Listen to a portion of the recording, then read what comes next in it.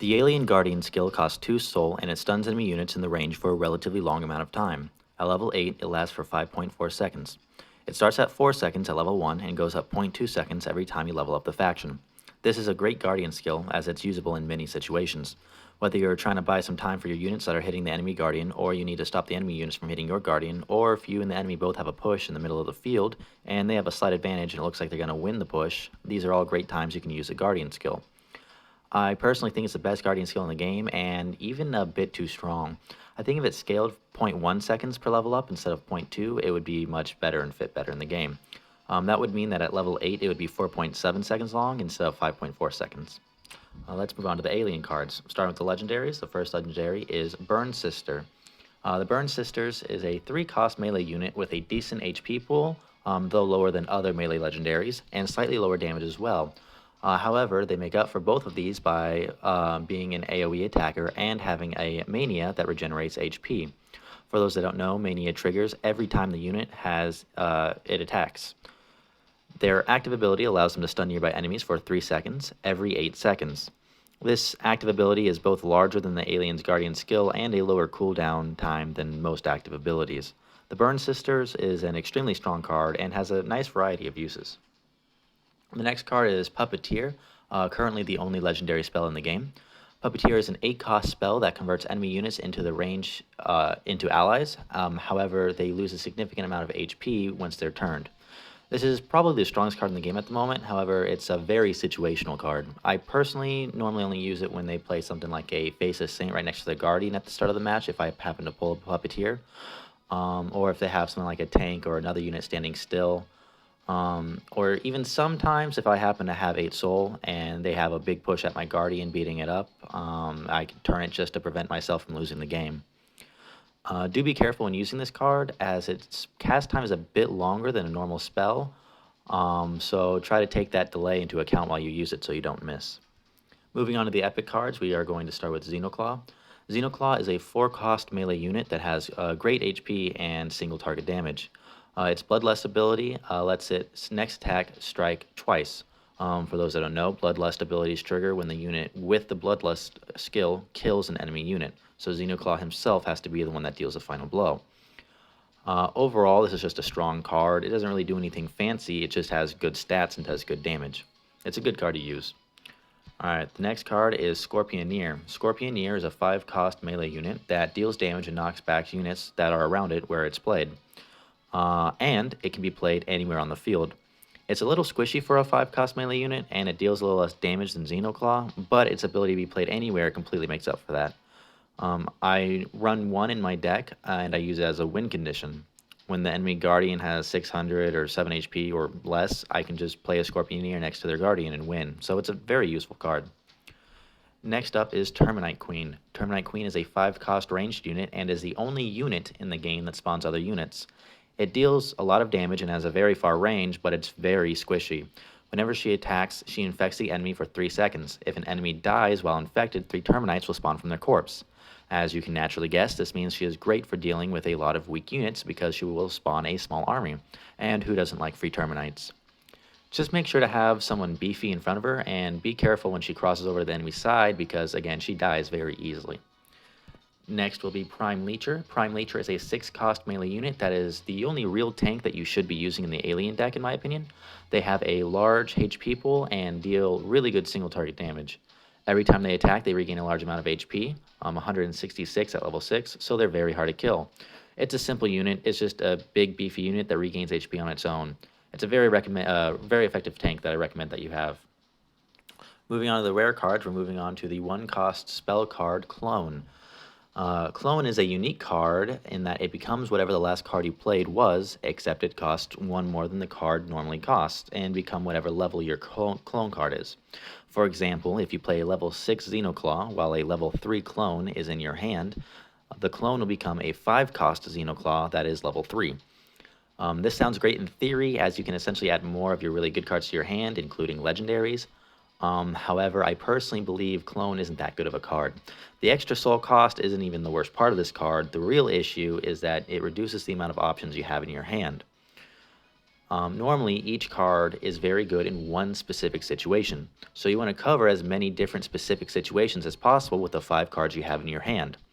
All Clone does is give you an extra card that's really good in the exact same situation as whatever you're cloning, but you normally only need 1 card for that situation. All it does is really limit the amount of situations you can respond optimally to. Of course, this doesn't mean you can't win with a clone of Puppeteer, which I have lost to, but it limits your options, which I think will lose you more games than you'll ever win with the cheese you'll be able to make with this card. Next up is Leechers. Leechers is a 3-cost card that spawns 2 melee units that regain HP while attacking. They have a fairly large HP pool and decent damage. I really like them as a cheap frontline option, and I normally include them in all the alien decks I make. It's a very solid card, and it's hard to kill for its cost. Next is Venomite.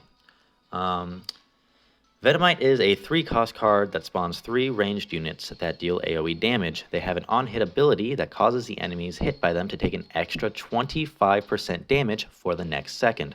This card is terrifying. Now, they only deal 66 damage each at level 3, but it's AoE, and also there's 3 of them. That means they actually do over 180 AoE damage. But wait, they do 25% increased attack damage, so it's actually 225 AoE damage. But wait again, they have a very fast attack speed at 1.5 attacks per second, so it's actually over 330 damage a second just from this unit alone. And then every other unit you have that's attacking the targets that they're attacking is also dealing an extra 25% more damage as well. This will melt anything, tanks, guardians, you name it. The drawback is that they are extremely squishy with 350 HP and will die to any AoE spell such as Stench or AP Strafing, and can even die easily to a 1-cost unit like Arachlings if they're targeting something else and the Arachlings are hitting them while they're hitting a different unit. So be sure to protect them well.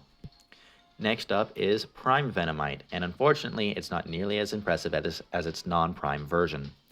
Prime Venomite is a 4-cost range single target unit that deals a very large amount of damage. When it hits an enemy, the enemy will move half as fast for the next 3 seconds.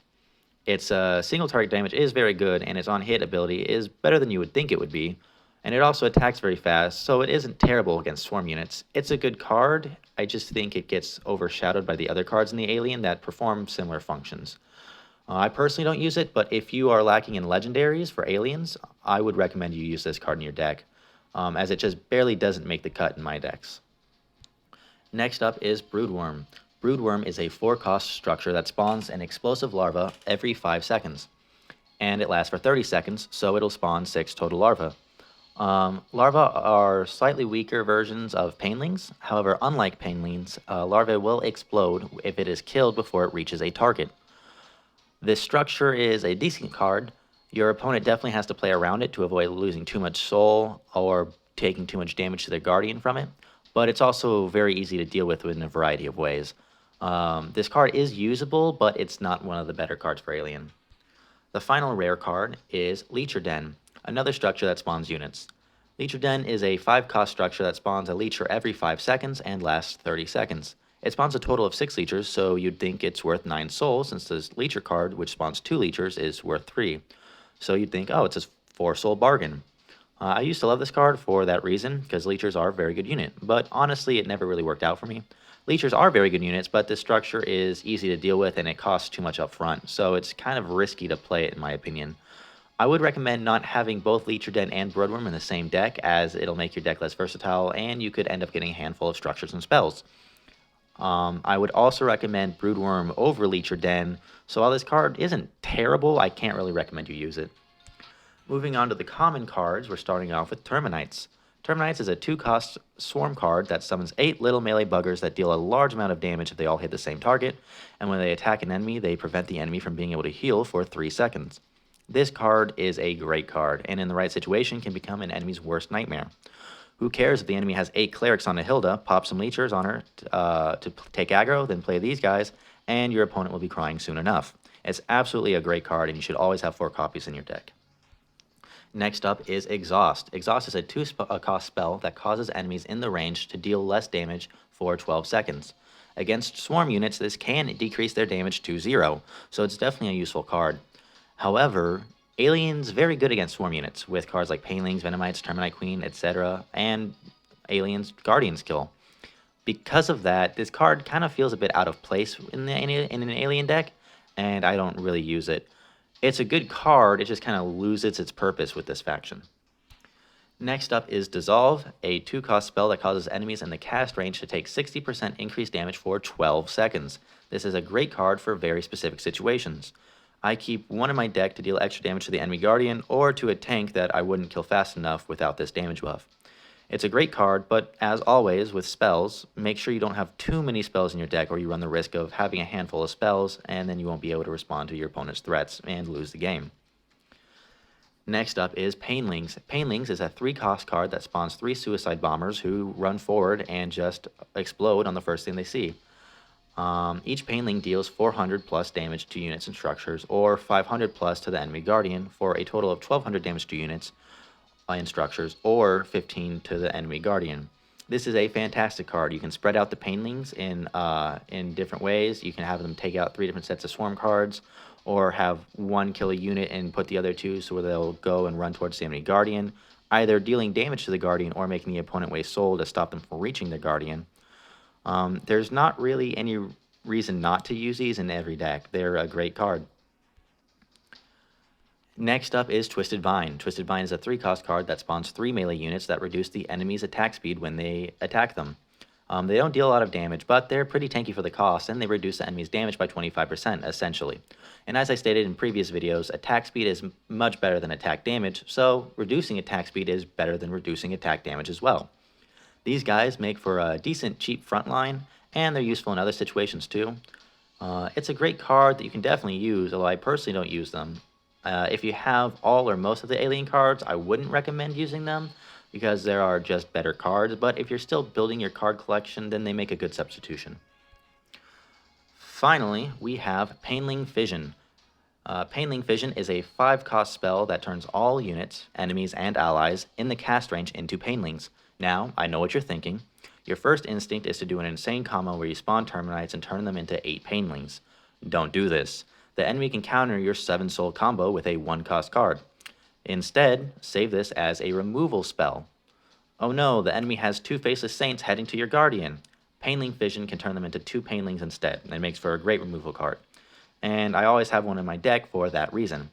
Now, I primarily use it as a removal card, but it doesn't mean you can't use it offensively. If you have a Terminite Queen that just made 9 Terminites right next to the enemy Guardian, you can definitely use this card to turn those Terminites into 9 Painlings that guaranteed blow up the enemy Guardian and win you the game.